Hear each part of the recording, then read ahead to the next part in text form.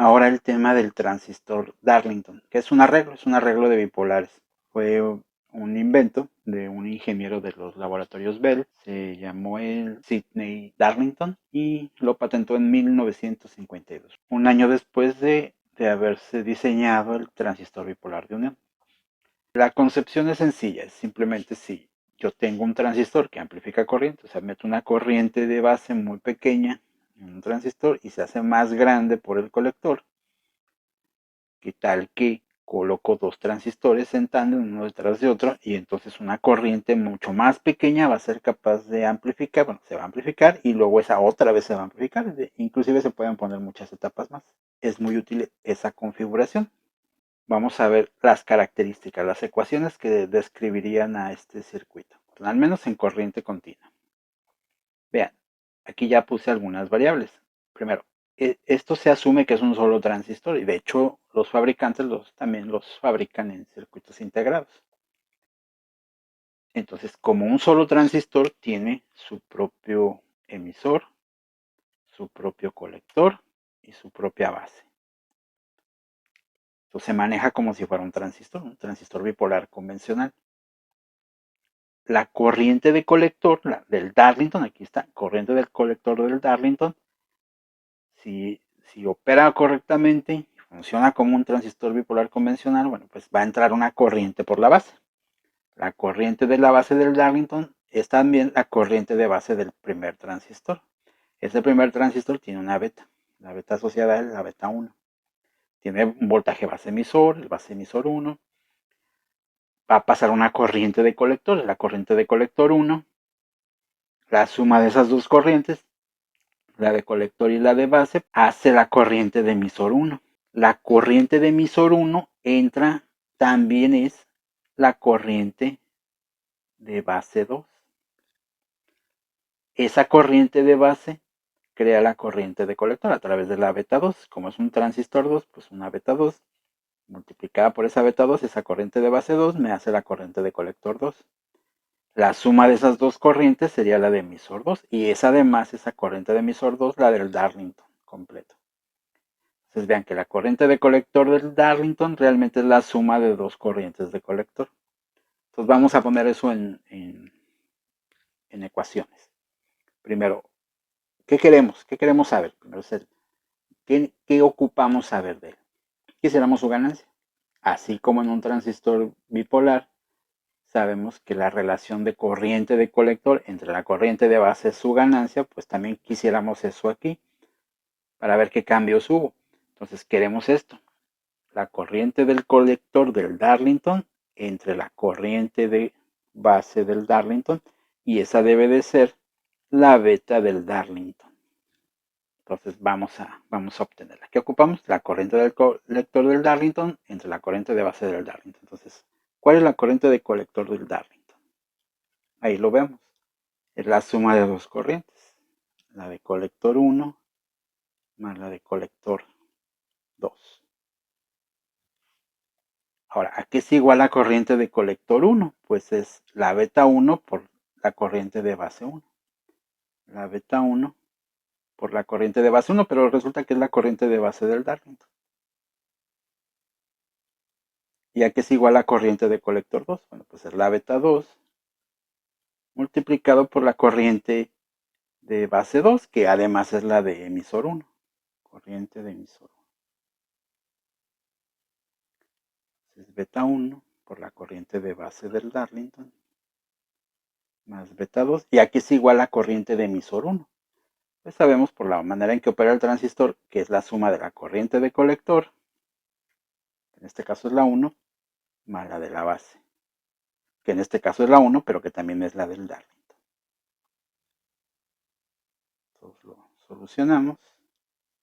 Beta 1, corriente de base del Darlington, más beta 2. ¿Y a qué es igual la corriente de colector 1? Bueno, pues la corriente de colector 1 es la beta de ese transistor por la corriente de la base. Entonces, la beta de ese transistor, beta 1, por la corriente de la base. La corriente de la base, pues es la corriente de base 1, que también es la del Darlington.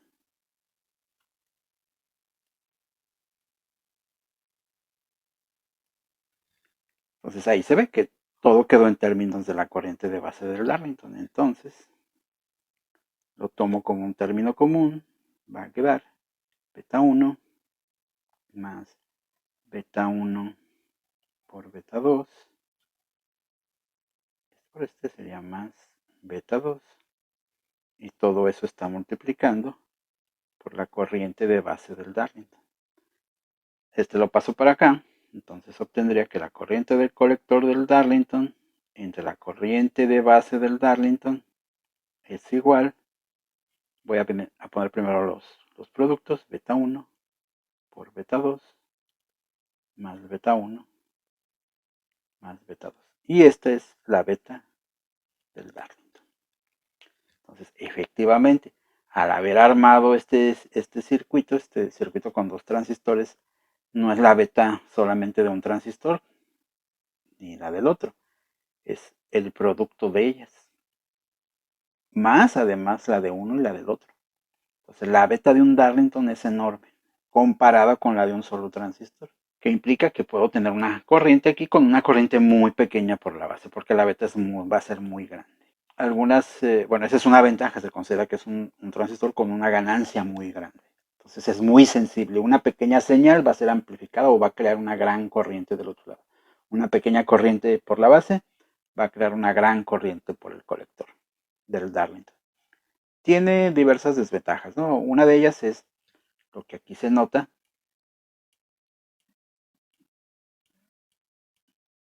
Es que este vendría a ser el voltaje base emisor del Darlington, el umbral de ese nuevo transistor.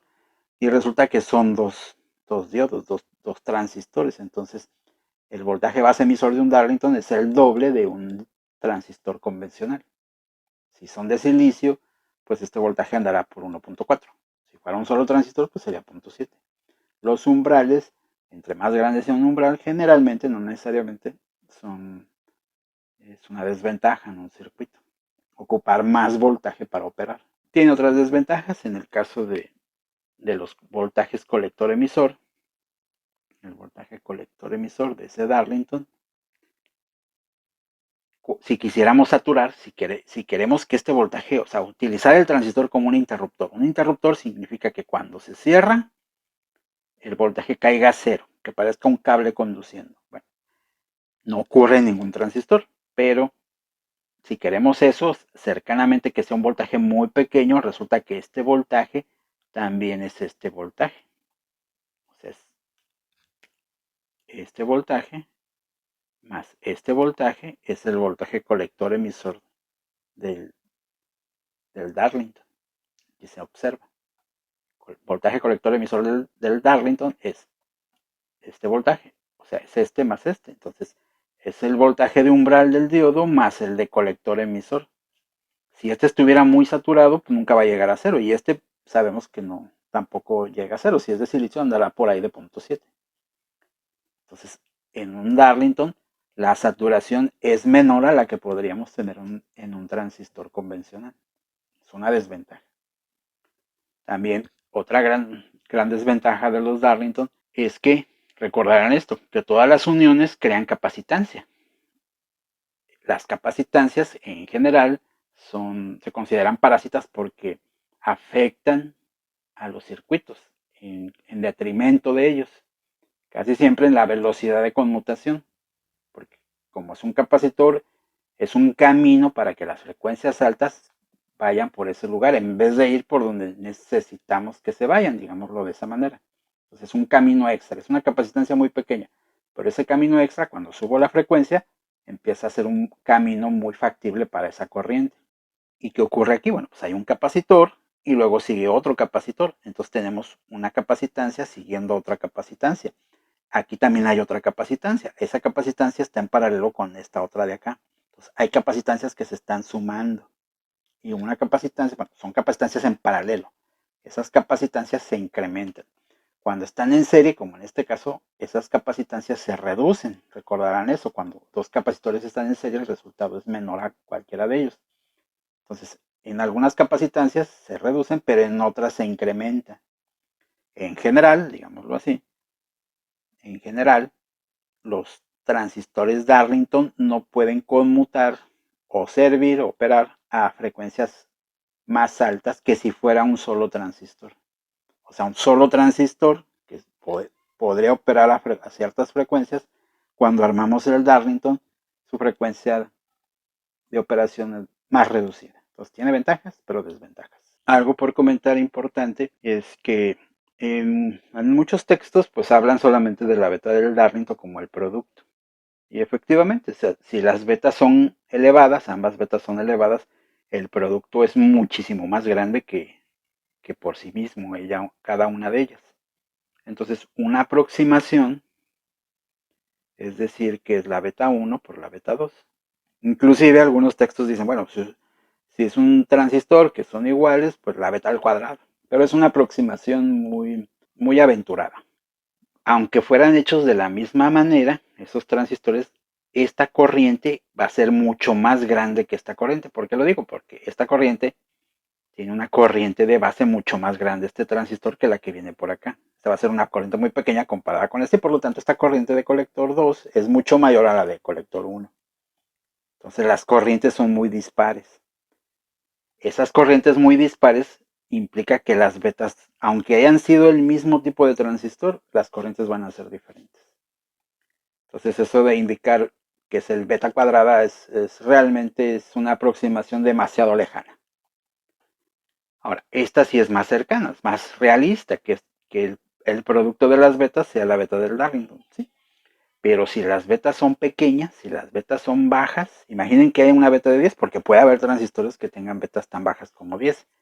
10 por 10, pues serían 100, 110, 120. Entonces 100 es una gran diferencia comparado con el 120. Y bueno, yo no veo, me parece que no es, que si tenemos las betas de los dos transistores, pues para qué hacer solamente esta operación. Es más simple hacerla completa, tenemos todos los datos. Entonces, prefiero nunca usar ese tipo de aproximación. Hasta aquí este video.